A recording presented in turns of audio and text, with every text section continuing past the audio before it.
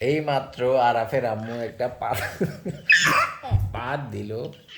পাত থেকেই বোঝা যাচ্ছে তার রেসিপি ছিল খেজুরের গুড়ের কোনো কিছু, মানে খেজুরের একটা ফ্লেভার আসতেছিল আর কি।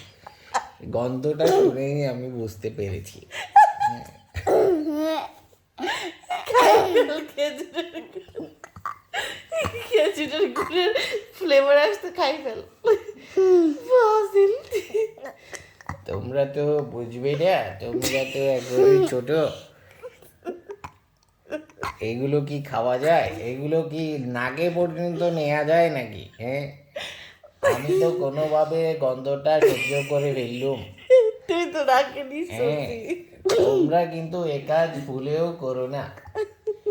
বিয়ে করার পরে বউয়ের পাছায় সবসময় পলিথিন বেঁধে রাখবে, তাহলেই সংসার সুখের হয়, রমণীর গুণী হবে, না হলে হবে না।